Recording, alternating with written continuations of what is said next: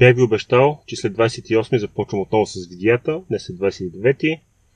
Съответно смятам да си спазя обещанието. Днес е малко мрачен ден, но сме решили да отидем на едно място, наречено Брезник. Един приятел си кръщава детенцето. И решихме хем да се разходим, хем да поснимаме малко, хем да хапнем и да пинем, както се казва парти. Аз тръгвам към Младост, защото ще си оставя колата там и се прекачваме на едно малко по-хубаво возило, което вече сте виждали в влоговете, но след малко ще видите какво, как и защо. Ало? Аз съм отзад в колата. Ви... добре, айде.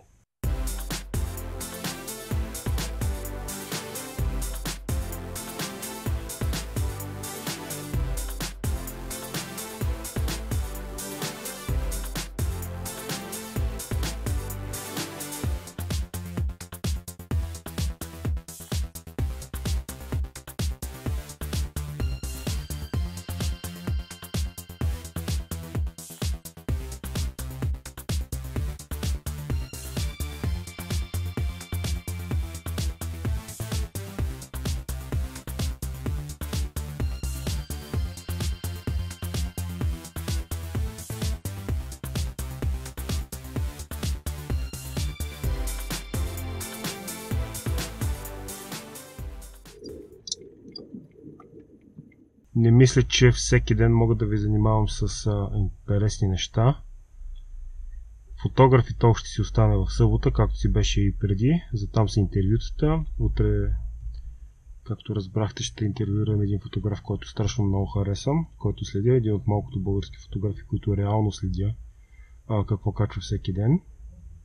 Ще го запазя в момента като тайна кой е. Когато му даде времето, ще видите. И искам да говоря с хора, страшно много хора, да чуя техните мнения, защо снимат, кое ги вдъхновява и всякакви такива неща. Искам да правя ревюта на техника, за което ми трябва помощ от вас или от ваши познати или всякакви хора, които внасят техника, могат да ми предоставят техника за тестване. Няма да е супер технически, ще искам да седе в реалния живот, снимайки с нея, какви са ми мненията за нея. Технически данни може да си прочитате навсякъде в интернет. Мен ме интересува как един фотоапарат чувства, каква му е душата, както се казва, как излизат нещата, когато се снима, дали е удобен за снимане.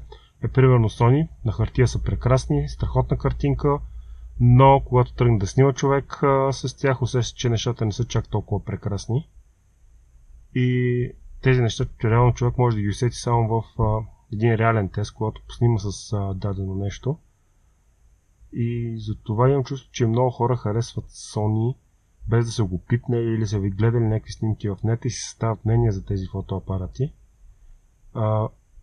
Докато аз ревюта почти не чета, само когато ме интересуват някаква техническа характеристика и после я зарязвам изцяло, защото важно е как този апарат стои в ръцете ми, после нещата, които аз съм снимал, не някакви примери, които Бог знае как са направени. Нещо, което аз съм си снимал, искам да си го видя, да си го обработя и да преценя става или не става, или да си изграда мнение за камерата. Точно такъв тип ревюта искам и да прави за вас, да получите информация от първа ръка, тествано, в реално време, за да се прецени как една камера работи всъщност, защото когато си купуваме една камера, ние купуваме за ден-два и на следващия ден, ако ни хареса да я сменим. И такива неща. Нека да видим как ще се случат нещата. За момента с Fuji нещата, с които тяхме да правим, са на стендбай. Носителите на Fuji за България се оказаха за момента тотално несериозни, не знаейки какво искат да правят.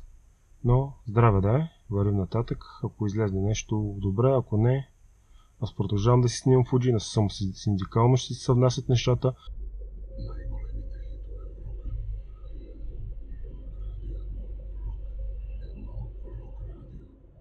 30 април, супер гаден дъждовен ден. Аз разбира се пак трябва да го прекарам в колата, шофирайки наляво надясно. Отивам да взема един аудиорекордер Zoom 4N, защото за фотограф и толкова трябва да запиша едно интервю. И леко закъснявам, както винаги. има и трафик. Не знам доколко този сетъп с камерата така докато шофирам ви е окей.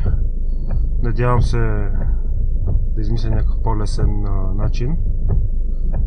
Но бях залепил за таблото преди, но падна и сега я закачам горе на сенника.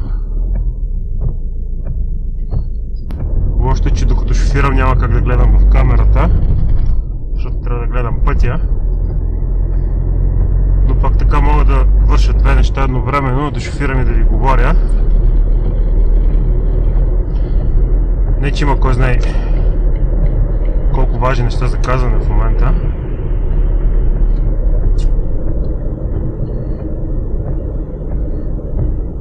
Това е идеята, да е по-малко да ви говоря аз, повече да ви показвам неща и разни други хора да говорят.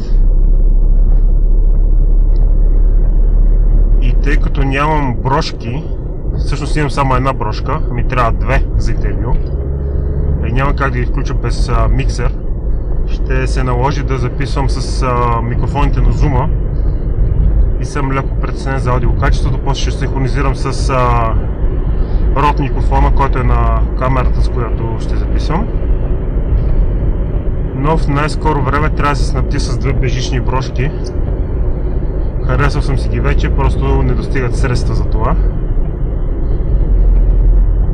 Така че ако сте вносител на бежични микрофони, искате да спонсорирате това начинание, не се колебайте да ме потърсите.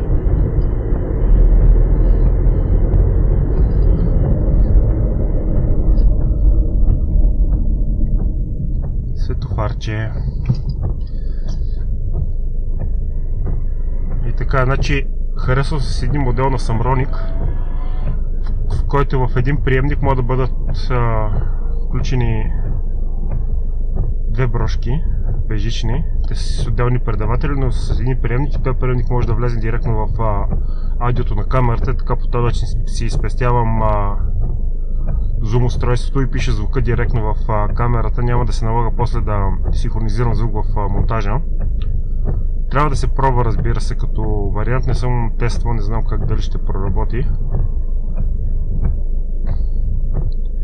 Са малко скъпички тия брошки, разбира се, като са бежични, но звучат добре. Скъпички, около 600 лева са. Но ако искаме да вдигаме качеството на съдържанието, което искам да ви предлагам, ще се наложи да ги инвестирам тия пари. Много съм изкушен от GH5 на Panasonic.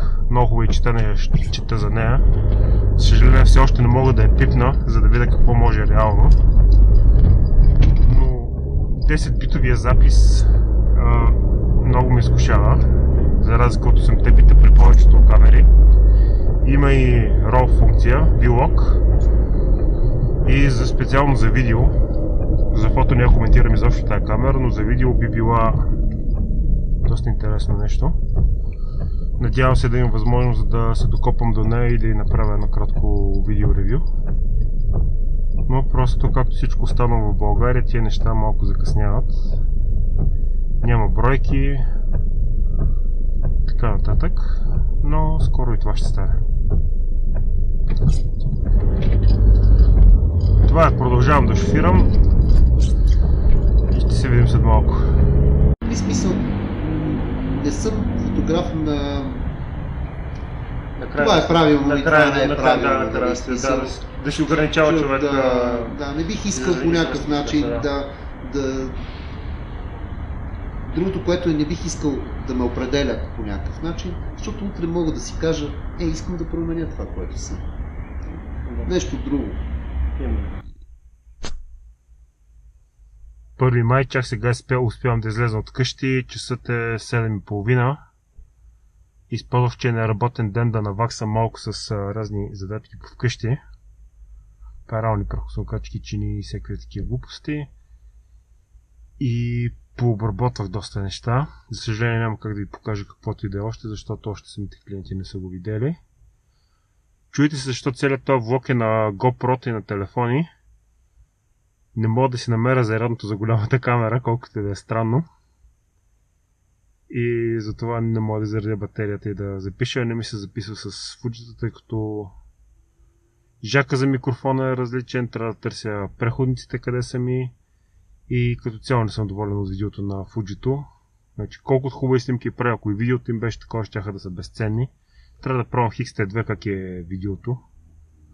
Не съм се сблъскал с тях до сега. Не знам този сетъп как е с GoPro-то, така закачен на козирката на наследника всъщност на колата. Главно от колата ви говоря, защото съм постоянно в движение, когато не съм вкъщи. Когато съм вкъщи, едитвам нещо на компютъра, тотални скука, или съм в движение с колата и затова използвам момента, когато съм в движение с колата да ви говоря. Вчера записахме първото интервю. Каза се, че шума в заведението е малко гаден и трябва да си намеря втори микрофон. Но това ви говорих и вчера, така че няма смисъл да повтарям неща, за които вече съм говорил. Както и да е, това е първи влог от много време насам. Малко съм разджасал, така да се каже. Но се надявам скоро да си влезнат нещата в пътеката, така се каже, в коритото и да се започнат по-сериозни нещата. Открих, че съм любител на slow motion на телефона, колкото да е странно. Вече видяхте нещата от колата с телефона. Навсякъде, където има slow motion всъщност в този влог, невероятно е телефонът, тъй като камерата ми не поддържа slow motion в Full HD. Мога да записам 720-60p с M3, EOS M3, с който снимам видеото, но някак си не е същото. Друго си 120 или 240 фрейма.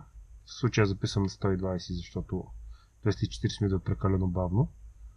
А и Filmic Pro, приложението, което използвам на телефона за записването, с максимален битрейт ми дава много добра картинка и смятам да продължа да използвам него. Камерата на самия телефон почти не използвам, като самия ап на телефона имам предвид. Използвам 90% от случаите, когато записвам видео Filmic Pro. За снимки, разбира се, използвам стандартното приложение или ако искам да направя нещо наистина по-така, имам приложение, което снима в RAW, благодарение на това, че iPhone отключиха RAW функцията си в телефона, ми позволява да използвам и него. Ами това е. Чао за сега.